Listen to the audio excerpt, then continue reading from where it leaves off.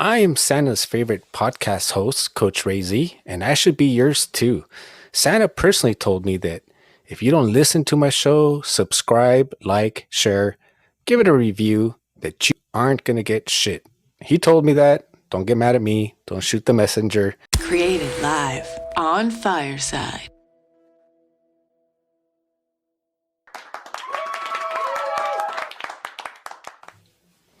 Welcome to the Merry Fitness Extravaganza, day 3 out of 31. I am Santa's favorite podcast host, Coach Ray Z, and I should be yours too. Santa personally told me that if you don't listen to my show, subscribe, like, share, give it a review, that you aren't going to get shit. He told me that. Don't get mad at me. Don't shoot the messenger. That's what Santa said. Wait, what do you mean don't say that? Santa won't like that? He won't know. I mean, what are the odds of him actually watching this live? Oh, he's watching? Santa, I'm just joking. I would never say anything like that. First of all, I love my listeners. I would never lie to them just to try and get a simple like or subscribe. That would be ridiculous, especially during the holiday season. So Santa, please, I deserve a gift. This is my third year of being nice to everybody, walking the old ladies across the street, kissing babies, and just being kind all year round, never getting upset, never throwing things, not even drinking. Santa, in case you didn't know, I have another show here on Fireside called Drunks Podcast where we do beer reviews, and I don't even drink beer to do the beer review because I'm such a good boy. Can you believe that? So please, Santa, I was just joking. If we can, let's edit that out of the show. And when I say let's edit it out, I'm talking to myself because I am the editor. So thank you everybody for joining.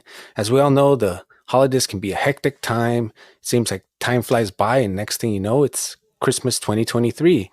So for me, and I think for a lot of people, as you get older, you feel the time's flying even quicker. So that is why it's a great reason to basically keep track of your workouts and schedule them. And as I'm starting to go around town, I could just feel the spirit of Christmas in the air. I went to the gym and everybody was singing, "I'll be swole for Christmas." Oops, wrong button. Keep doing that. All right. And then everyone at the gym kept telling me, "No lift, no gift." And these are the Christmas puns you tune in for year after year. So I truly appreciate it. They don't get any better, but that's why they are Christmas puns. I wanted to go over a couple of the things, the reasons why, as I mentioned, it's good to be able to keep track of your workouts because one, they give you a better chance of reaching your goals and surpassing them. If you don't know what you're doing or how far you're from it or how much you do a day or a week or a month, then it's harder for you to actually accomplish them. And by tracking your workouts, you're just being more consistent because you're paying attention to what you're actually doing, which translates basically to having more effective workout sessions because you can see when you're slacking, when you're not. It also helps reduce the chance of you getting injured because you can see if you've been overtraining or maybe undertraining when you're going a little bit too light. There's many different things you can track too, including food and water consumption besides just your workout, just so you can see how you're doing. It makes it more efficient, as I mentioned, because you have more time if you plan it out. Sometimes things won't go as scheduled and you might have to deviate from your original plan, but in general, it helps you just stay more effective because they're more planned out. It also will tell you when to modify and when changes need to be made because you're tracking it, you're paying attention to what's going on. And hopefully, if you've never really been in touch with your body, as time goes on, you'll be more in touch with your body.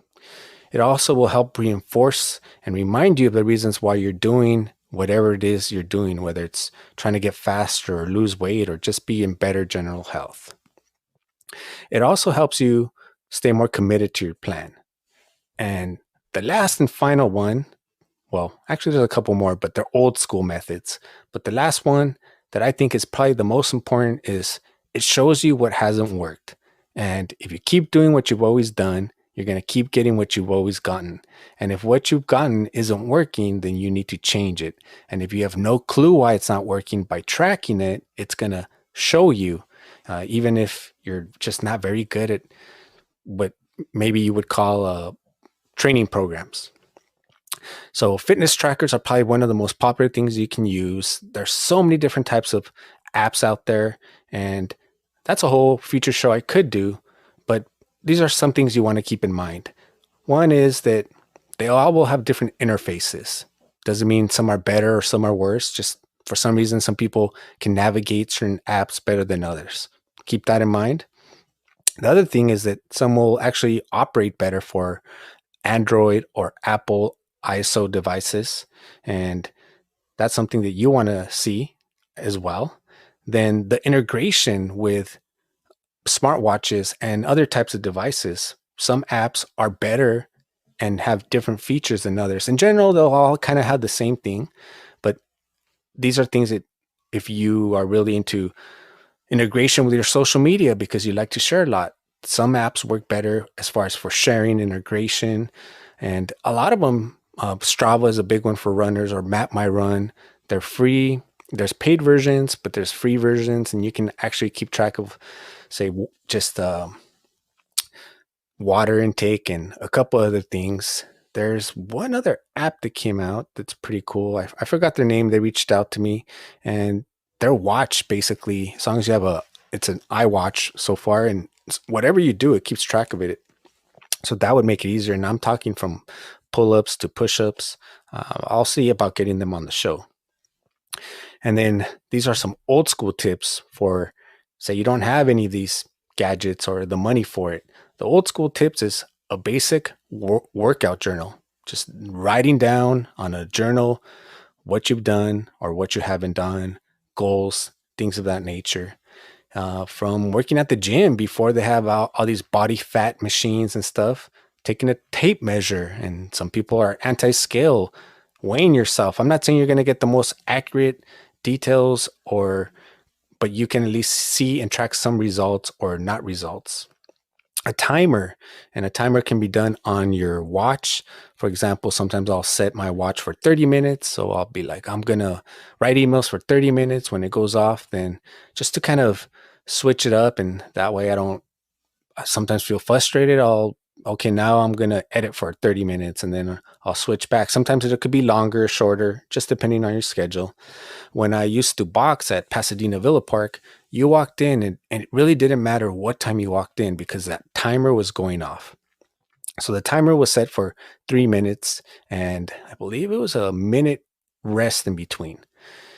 So you walk in, there's people already working out because the gym opens at a certain time, and from that time, the timer's going off. You walk in, your first round, everybody knows you're going to do jump rope, 3 rounds of jump rope. And after your 3 rounds of jump rope, then you move into your shadow boxing, then your footwork, and on and on. So if someone else comes in an hour later and you're already doing your work inside the ring, they're going to start from the same thing, but the timer's going off and it's going off. And if you're just starting, that minute is to rest. And if you've already been there for some time, that minute is to do push-ups or sit-ups.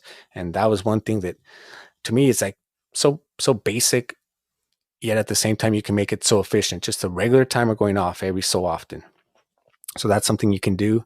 And then the last one it's one of probably my favorites. I showed it in the past. I'm going to switch mics here real quick. So let's see how this works. Second time, or I think I'm trying this. And all right, switching mics here. The last one, and see if it works, is all right. Hopefully you guys can see it. If not, I will bring it up a little bit more. It is one of these. It is just an organizing board that I got, a calendar.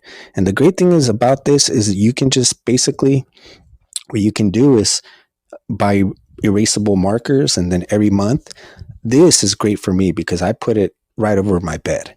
And so it's hanging. And so there's no way for me to avoid, did I work out? Am I being lazy? Did I do what I was supposed to do? And there's different ways you can track it. I showed a couple examples here. One top top right says slaying my workouts all year long. So Santa, be sure to bring me something. One is you could kind of just write it out, like ran 5 miles, 6 miles, 4 miles, and then at the end you could put total miles ran for that week. Another one is just you could do like dots. So I did rest day, mobility, cardio, and weight training, and then you could just put dots on each day if it's easier for you to track, or just as long as you can track it, or even put X's. I put X's if X's are easier for you. Even on the last one, I put triangles, hearts, UFOs. It really doesn't matter what you put or how you track it. If you write it all out, it's just a great reminder because it's there in front of you all the time. If you guys notice, I did put in blue rest days. Rest days are very important, and I did put the 24th and 25th because most people are going to rest those days. So it's very important for you to also rest, because you're not only just tracking what doesn't work, but are you getting enough rest? Are you getting enough sleep? And then as you start doing this type of calendar, then you can become more meticulous, and you'll find yourself that you start tracking more things. And as you find that you're tracking more things, you're gonna, let's see here, do the switch.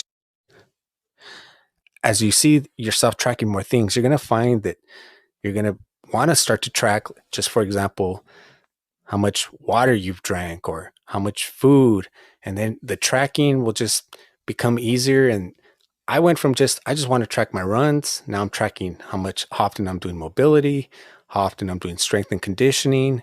And then you want to start tracking other things as well. So it's a great way to just kind of stay on point during these hectic holiday seasons. And another thing you can do on the calendar is write down when Coach Ray Z's Merry Fitness Extravaganza shows are going to come on. As I mentioned, on Fireside, you're going to be able to hear them first. If I could squeeze it in on my Coach Ray Z YouTube, I will do the 12 days of fitness, and then that way I'll actually show more detailed workouts. I'm trying out the second mic so that I can do some demonstrations. I'll be showing some products through the shows that I'm doing daily, maybe some gift ideas for yourself if you like working out, or for a loved one that you know wants to work out or works out. And if you guys been following me, then you know I'll show you everything from jiu-jitsu to running to boxing to basketball, anything and everything that has to do with fitness, as I'm so passionate about it. And I'm just trying to share my holiday joy with everybody. So this has been Merry Fitness Extravaganza, day 3 out of 31. I thank everybody here live on Fireside for joining me and watching on the stream on Twitch episode. Thank you, Lily, Joe, for hopping in, and everybody else watching the stream. Till next time, my name is Coach Ray Z, and I'm out.